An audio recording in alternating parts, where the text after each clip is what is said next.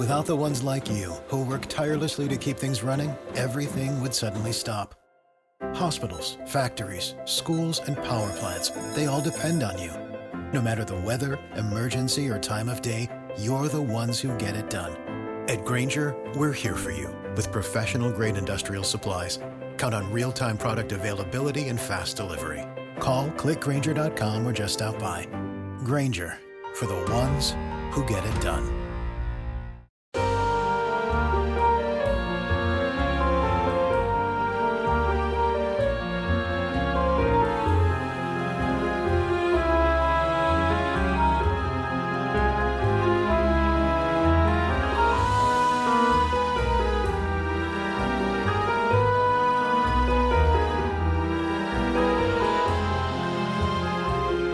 Hello everyone, Gabby here. And I'm Brenna. And welcome back to the Mystery of Everything podcast. In today's episode, I will be going over some very extremely graphic human experiments from Unit 731 in World War II. So if that's not your cup of tea, Stephen wrote this episode, so it will include very descriptive things. So I don't want to say I'm excited. It's pretty bad. That's an ill taste, but I am eager to learn. He was cringing while writing it, if that is any indication. Ooh. So I'm not sure what's in here. So let's dive in, shall we? But before we do, please leave us a review and make sure to join Patreon if you want 2 bonus episodes per month.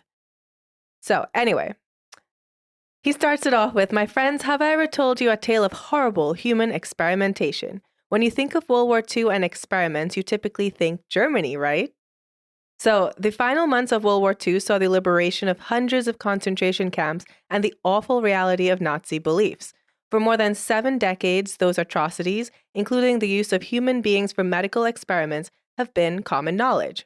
What is crazy, though, is that far less known about the slaughter of hundreds of thousands of Chinese civilians by a Japanese organization known as Unit 731. So if you're squeamish, stop listening. Just going to say that now. There will be talk of torture. Skip over to like a nice little folklore or something. Yep. So there'll be torture. There'll be crimes beyond human comprehension. So just a heads up. I've said it twice. This is your final warning.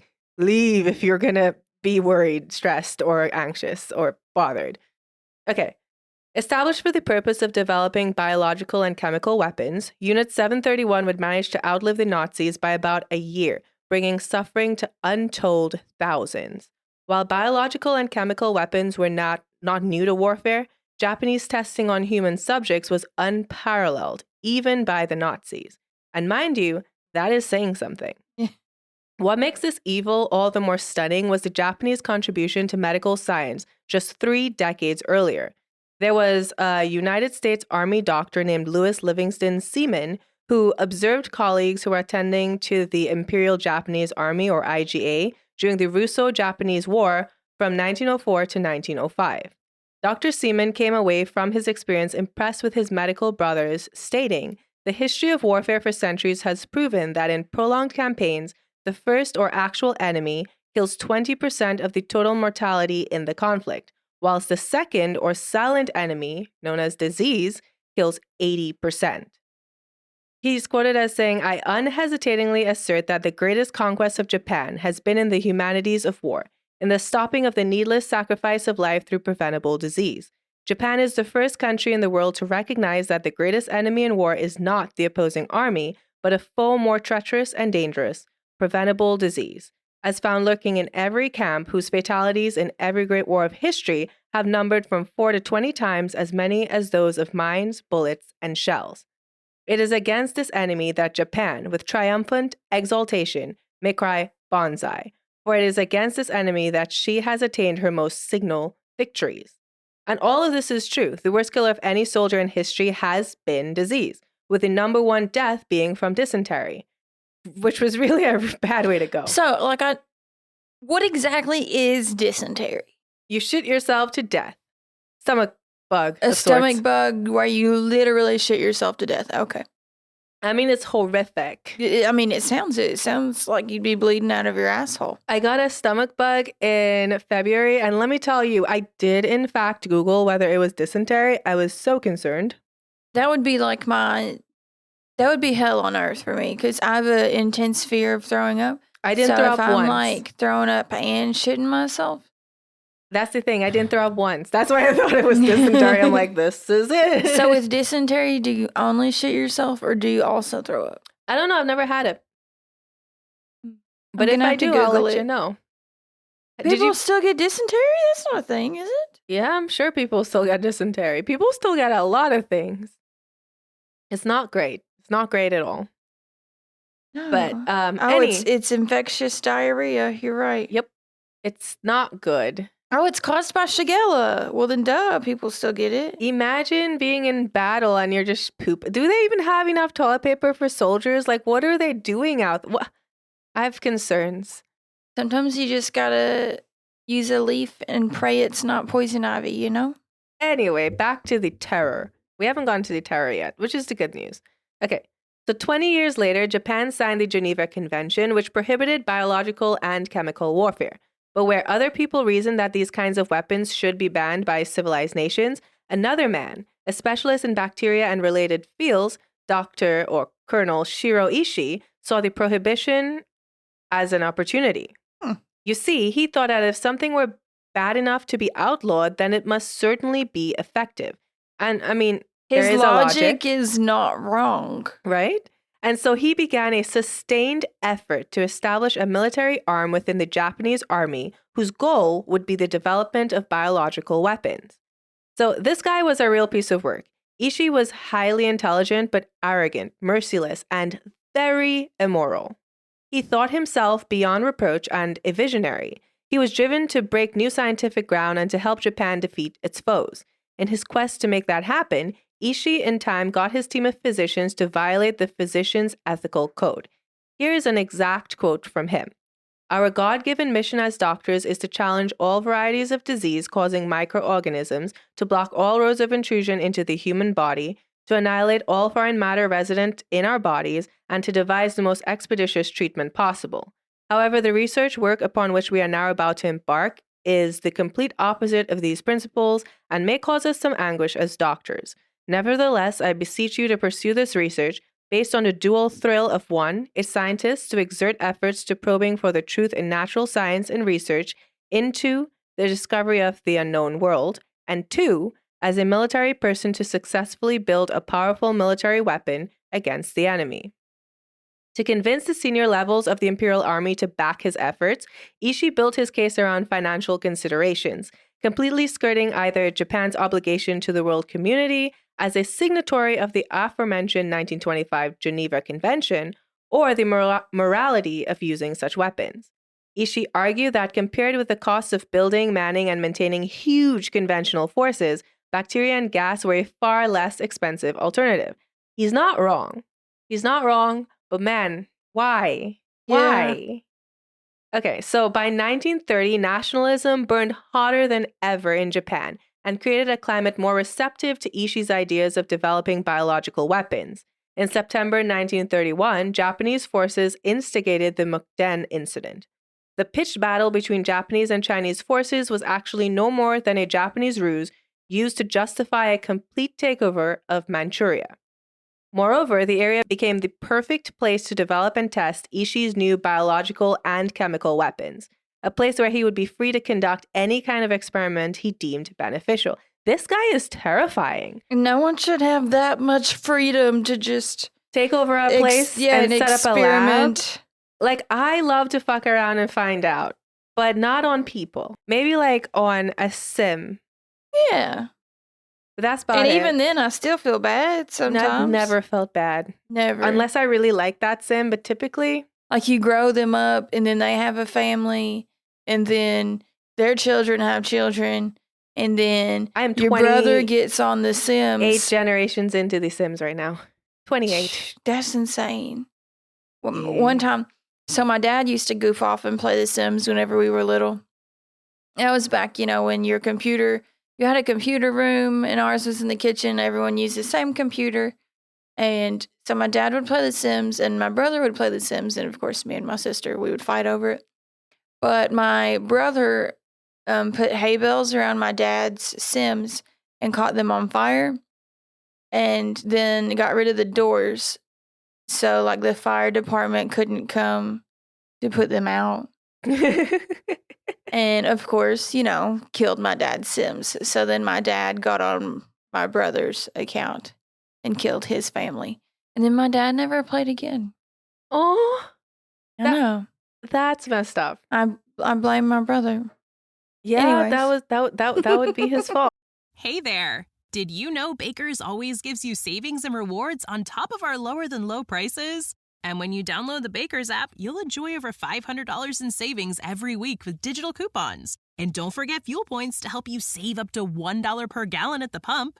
Want to save even more? With a Boost membership, you'll get double fuel points and free delivery. So shop and save big at Baker's today. Baker's, fresh for everyone. Savings may vary by state. Restrictions apply. See site for details. I'm Jane Perlez, longtime foreign correspondent and former Beijing bureau chief for the New York Times. I've been a foreign correspondent in lots of places: Somalia, Indonesia, Pakistan, but nowhere as important to the world as China. I mean, China is not dropping anti-democratic paratroopers into Montana. But of course, we did see things like the weather balloon/spy balloon riveting the whole country for a week. This is Face Off, an 8-part series in which we'll take you behind the scenes to key moments in the tumultuous U.S.-China relationship. We'll speak with a diplomat, a spy, a tech reporter, a U.S. admiral, even Yo-Yo Ma. Plus, my pal and noted China historian Rana Mitter joins the conversation. We'll look at what's driving the two nations apart and explore whether anything can help bring them back together. Face Off launches April 9th. Oh, where was I? Let's see. So anyway. Sorry about that, guys. The following year, under the cover of the ironically named Epidemic Prevention Research Laboratory, that's a lot. Well, they're preventing epidemics, but they're about to start some, I guess. Anyway, Ishii set up a shop in the Army's hospital in Tokyo. The location was only temporary because to accomplish his objectives, he would need access to far greater resources. Japanese rule in Manchuria provided its medical community ample opportunities for research, just as the Germans used concentration camps and their prisoners for their own experiments.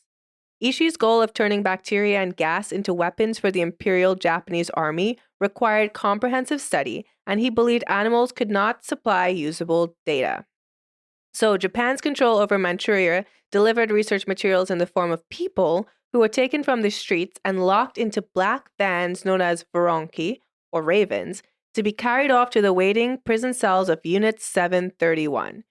And there their fate was sealed. So was there any rhyme or reason to who they picked off the streets, or? I'm assuming if you were outside walking around and they could grab you, you were gone.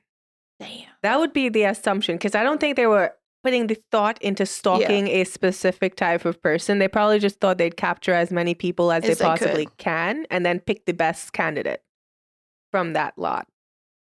It's unfortunately, have you ever done experiments with mice and you just have a bunch of mice and then you just pick some? Nope. Okay. Probably. I can't with animals. I couldn't. I mean, I couldn't with people either, but I don't know. The most I didn't even like killing fish in college. Oh, that was really, they lied to me and they told me that the ethanol put them to sleep. Nope.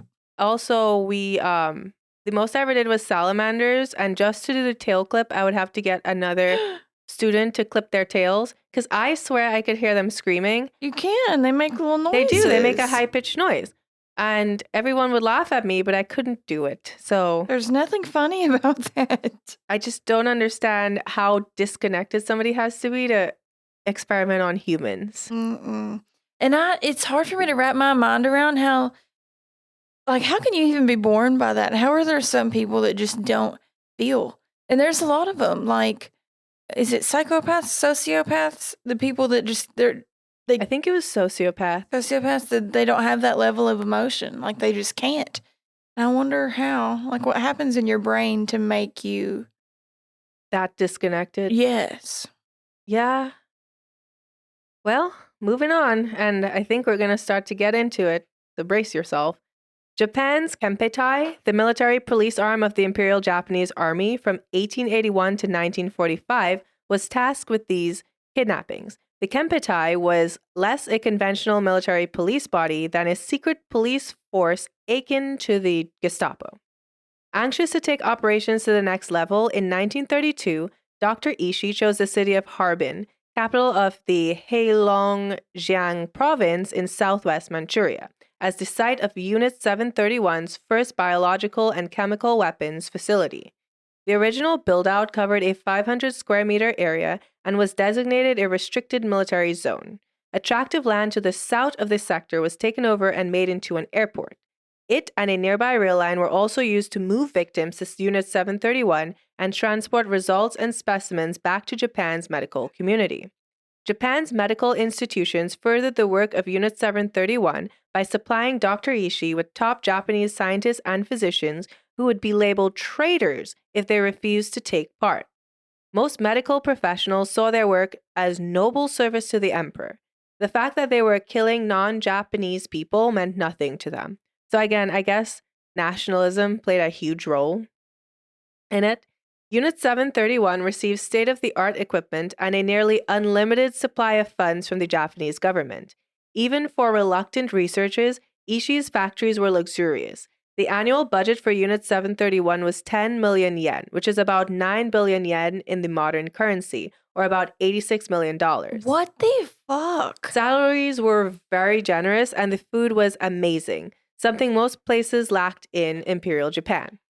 In the beginning of operations, there would be an escaped attempt by 40 prisoners, all of whom were captured and killed. After this, the Harbin operation was closed and moved to the Harbin suburb of Pingfang in 1936. This complex was a sprawling walled city of more than 70 buildings that dwarfed its predecessor in Harbin. The perimeter at Pingfang incorporated more than 6 square kilometers and rivaled Auschwitz-Birkenau in size. Tucked away inside the administration building was a prison that housed 500 men, women, and children selected for vivisection. And just wait, we're going to get into the horror of that soon. As immense as Pingfang was, Unit 731 also had affiliated locations in Nanking, Unit 1644, Beijing, Unit 1855, and Changchun, Unit 100. Altogether, there were 26 known killing laboratories, experimental detachments, and battalions of the army spread across occupied lands in Asia. The total number of personnel involved reached some 20,000. All units and facilities were coordinated by the Epidemic Prevention Research Laboratory under the control of Colonel Ishii. The research was made available not just to the Army Hospital in Manchuria, but to doctors and educators throughout Japan. In this way, Unit 731 was performing the service of human experimentation for the entire Japanese medical community in an ongoing feedback loop. The gruesome professionalism of the unit created some very dark humor. The construction of the Pingfang installation prompted locals to ask what it was. The answer was a lumber mill. Regarding this reply, one of the researchers joked privately, "And the people are the log." What the fuck? Like, What I'm is all for wrong? dark humor, don't get me wrong, but what the fuck? I feel like you can't have dark humor about Not about that. things that you're doing that are wrong and evil, and Hey. that's not great. Like, your brain would, I don't know, like you said, you'd have to be so disconnected to not even view these people as people. Like, a lack of a conscience is kind of what it feels like, because how? Anyway, from then on, the Japanese term for log, maruta, was used to speak of the prisoners whose last days were spent being infected with lethal pathogens, torn apart, frozen, or gassed by Japanese researchers. The expression indicates a degree of racism far beyond disdain. It is evidence of a belief that torturing the Chinese was of no more consequence than breaking a twig. As we said earlier, the primary objective of Ishii and Unit 731 was the creation of biological and chemical weapons. To facilitate that end, wholesale human experimentation was utilized, including the vivisection of thousands of people. The justification came from the expectation that human tests would create better weapons. Doctors in Unit 731 examined the first stages of disease on organs. As former member of Unit 731 described the process, quote, as soon as symptoms were observed, the prisoners were taken from their cells and into the dissection room. He was stripped and placed on a table, screaming, trying to fight back. He was strapped down, still screaming frightfully. One of the doctors stuffed a towel into his mouth, then one quick slice of the scalpel, he was opened up. Witnesses would report that without anesthesia, the victims let out horrible screams when the first cut was made, and that the cries stopped soon after. In another example, a doctor at Pingfang testified to a time when he was working on a pregnant female victim who awoke from anesthesia while being vivisected. The woman reportedly said, "It's all right to kill me, but please spare my child's life." What is vivisected? Cut them open. Oh, okay. That would not happen, though, because children were never spared. Researchers wanted their data. It does bring up a question still, why pregnant women, though? Researchers were especially interested in the pregnancies of women with syphilis.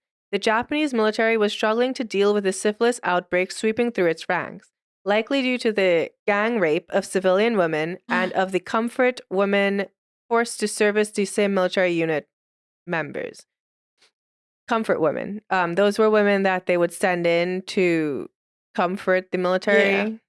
At first, the researchers tried to inject prisoners with syphilis, but seeing that this yielded few results, they turned to forcing themselves on them. Wow. 2 prisoners, one infected with syphilis, were placed in a room together along with armed guards and made to have relations with each other. What the fuck? Once the previously healthy partner contracted syphilis, they would be inspected periodically to see the progression of the disease, culminating in a vivisection to see what syphilis did to the organs, and in the case of pregnant prisoners, the baby.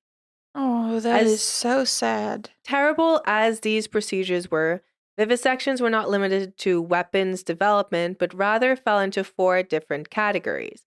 First, intentional infection of diseases. Second, training newly employed army surgeons. And third, trials of non-standardized treatments. Fourth, discovering the limits of human tolerance to pain and stress.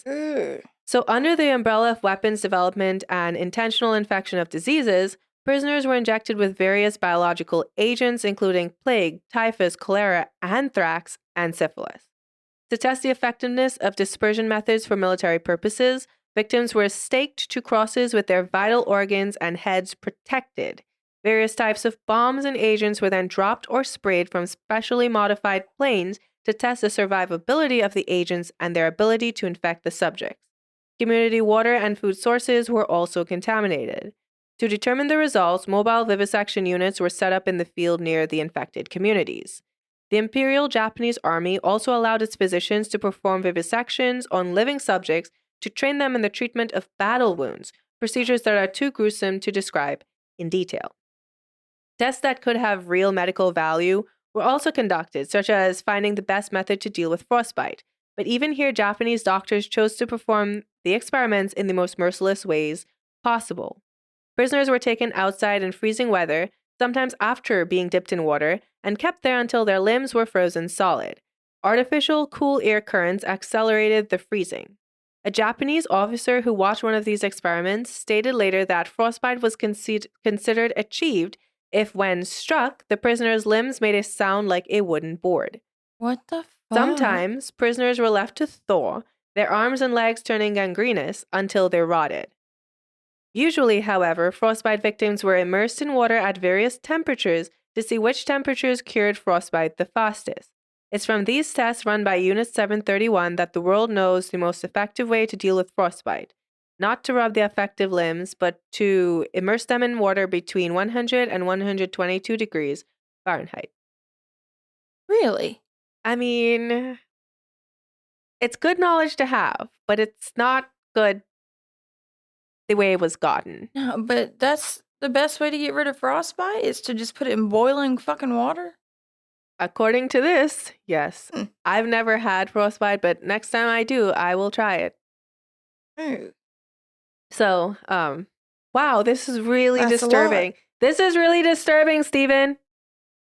Oh, he just whispered back, you guys, that it gets worse. So, okay. Let's go. So So this is History Uncovered, and I'm Kalina. And I'm Austin. We are the co-hosts of the show. History Uncovered is a podcast presented by All That's Interesting, where we both are writers. We cover all sorts of topics: true crime, unsolved mysteries, history, folklore, the paranormal, you name it. We've been doing this now for more than 100 episodes, covering a wide range of topics, and probably something that's bound to be interesting for everyone out there. Absolutely. And in addition to our normal episodes, we also do a history happy hour about the recent news in the world of history and archaeology, which we cover daily on the site, as well as important historical anniversaries. We also have done some special series. We've done one on the Titanic, doing one on Jack the Ripper, done one about some famous UFO sightings. So if all of that sounds like something that might be interesting to you, and you like having a good time, learning new things, and maybe laughing or just groaning at some bad puns, check out History Uncovered everywhere you get your podcasts. Conventional weapons tests were also carried out. Victims were tied to stakes and used to determine the operational range of flamethrowers, grenades, and various kinds of shells and bombs. Oh my gosh. Honestly, could they not have used anything Any else? target, period? This didn't have to be people. Okay, anyway. But hey, guess what? It gets worse, is literally what he wrote. People were locked into high-pressure chambers until their eyes popped out, or they were put into centrifuges and spun to death. That is probably the worst thing I've ever heard. Spun to death? Other experiments involved hanging prisoners upside down to discover how long it took for them to choke to death, or injecting air into their arteries to test for the onset of embolism, so clots. Gabby, as a heads up, you will want to explain that, as most people won't know. Thanks, Steve. Another test consisted of taking blood samples, slightly more than a pint, at 2 to 3 day intervals. Some victims became debilitated, and yet still the blood drainage a pint of blood. A pint. Okay. So when the human experiment subjects could no longer serve as lab material, they were abused in various manners. They were injected with poison, killed for their vital organs, such as their brains, lungs, or liver, subjected to violent surgeries like amputation and reattachment of the limbs to the opposite sides of the body, resection of the stomach to attach the esophagus to the intestines, or sometimes electrical shocks were administered until the person slowly roasted to death. I feel like at some point they stopped doing it for science and just did it. No, this isn't for science. This is just... I think they just lost it. So why take the organs? Remember, as time went on, there was a war going on. Bodies were being injured all the time, and replacements were needed. But they're like, hey, let's just sew this on all willy-nilly onto the opposite side of the body and see what happens. Like, also, the electrical current, like, what are they doing? Why? Some experiments had no medical purpose whatsoever except the administering of indescribable pain, such as injecting horse urine into prisoners' kidneys. I don't mean to laugh, but this is just so far-fetched that who is thinking of these things? I don't know. Who comes up with this? Who's like, let's see how we can fuck with them even more. Let's inject horse urine into their kidneys and see what happens. It genuinely makes me wonder, like, the great morality question where people are like, oh, well, people are at their core good or people are at their core evil. Like, if people were given free reign of another group of people that they thought lesser than them and no punishment, That's no like repercussions, what would they do? The Lord of the Flies. Never read it specifically because... read it when I was younger, but yeah, like humans have the capability of doing anything, and it bothers me when people are like, oh, I would never do that, or I could never do this or that. You don't know what you could do or what you're capable of doing until you are put in this situation or scenario. You never know. Like, you could say, oh, I would never do this. You don't know. Hopefully, I would never do anything like this. I mean, we hope so, but... Ooh, just the thought of it has my palms are sweating. You never know what you would do unless you're in the situation. Basically, the amount of things that would occur on the daily basis of, hey, what would happen if we did this, is insane. Things would begin to quicken at the end of the 1930s. In 1938 and 1939, the Soviet and Japanese armies clashed in 2 encounters near the border of Mongolia and Manchuria. The 1939 summer battle, known as the Nomonhan Incident, and the Battle of Kalhin Gol by the Soviets resulted in a crushing defeat for the Japanese, but it did allow them to test some new toys. The clash saw the first field operation of Japan's biological warfare unit. It occurred in a desert region where water was scarce.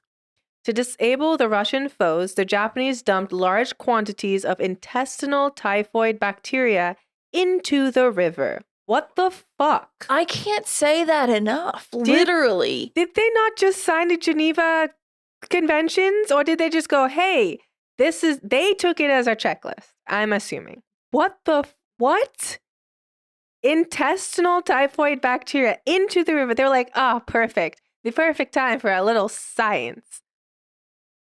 Oh my God. Okay.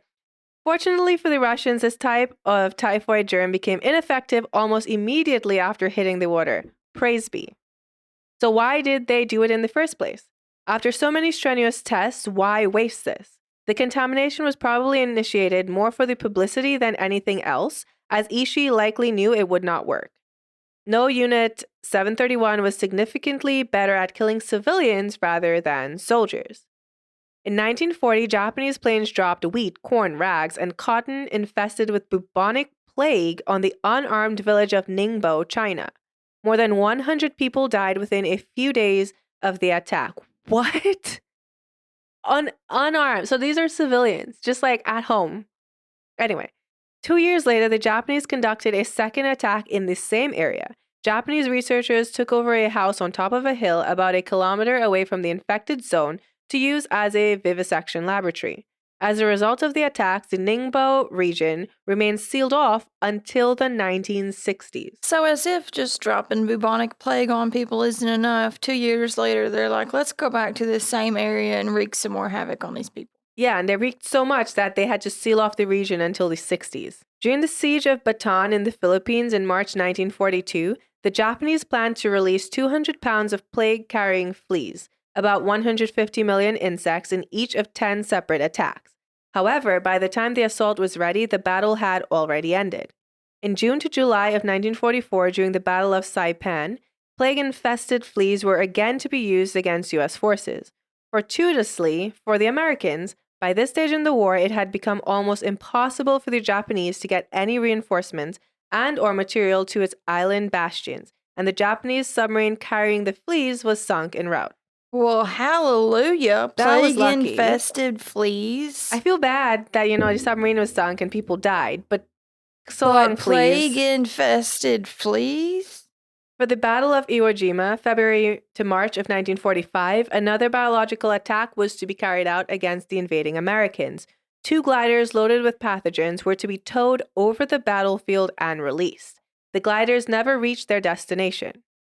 One of the least known Japanese efforts to attack Canada and the continental United States occurred in late 1944 and the spring of 1945.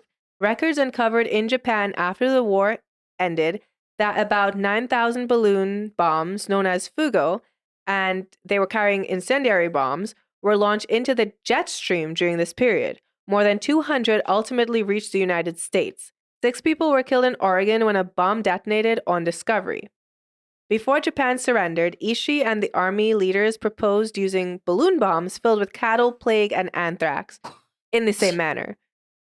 As part of Japan's defense of Okinawa in the spring of 1945, Unit 731 had developed plans to meet the American invaders with plague bacteria.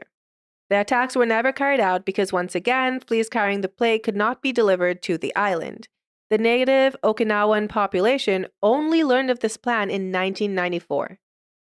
Now, we know things did not go well for the Japanese, but that is not for lack of trying. I was going to say, as far as ideas go, They had they're all of pumping them out left and right. And they really thought outside of the box. Yes. Like who thinks of that? I don't know. Like fleas, man? Fleas?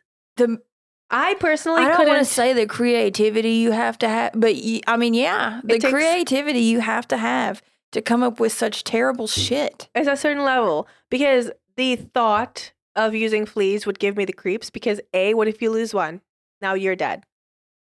You gotta be next level to try this And shit. cotton infested with, what did it say, the bubonic plague? Yep. Like what about in transport?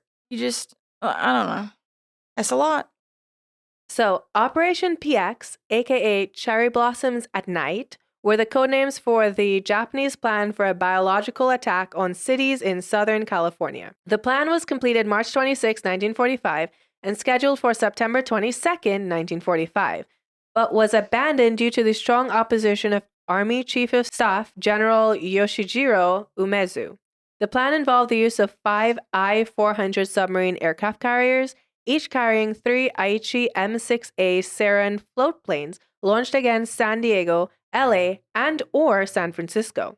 The aircraft were to spread bubonic plague, cholera, typhus, and dengue fever over the city, while the submarine crews infected themselves and ran ashore in a vast suicide mission. Even after surrender, the Japanese considered a final use of biological weapons. Ishii wanted to stage suicide germ attacks against occupying U.S. troops in Japan.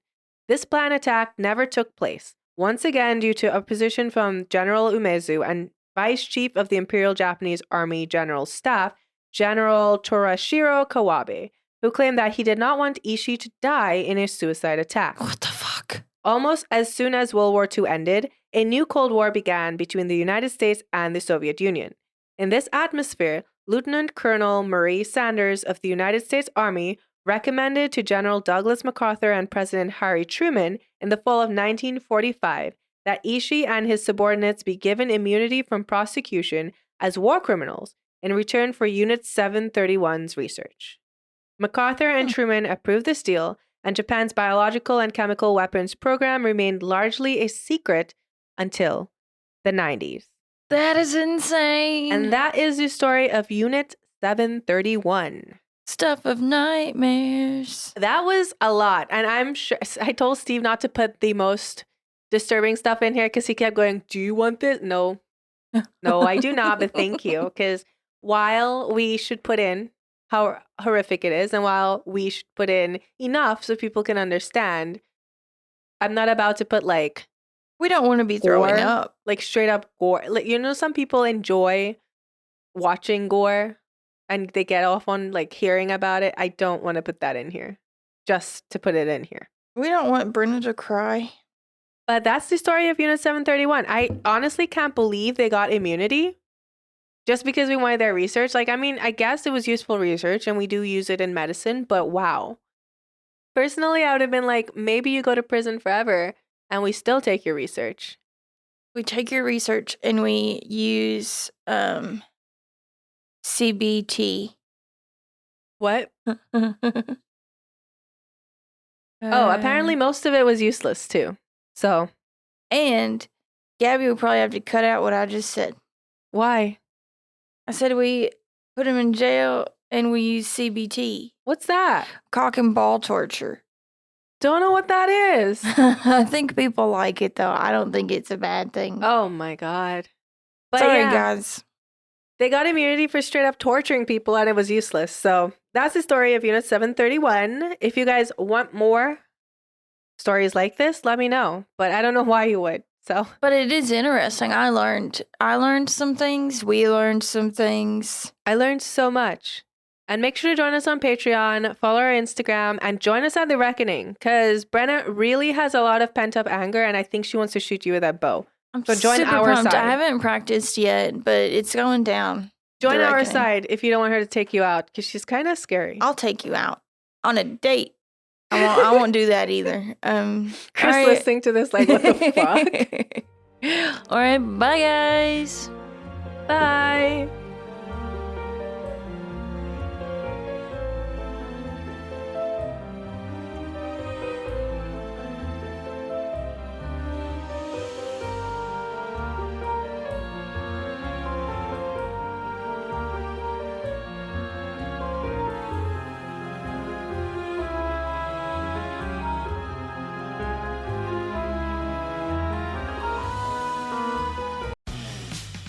For the ones who work hard to ensure their crew can always go the extra mile, and the ones who get in early so everyone can go home on time, there's Grainger, offering professional-grade supplies backed by product experts so you can quickly and easily find what you need.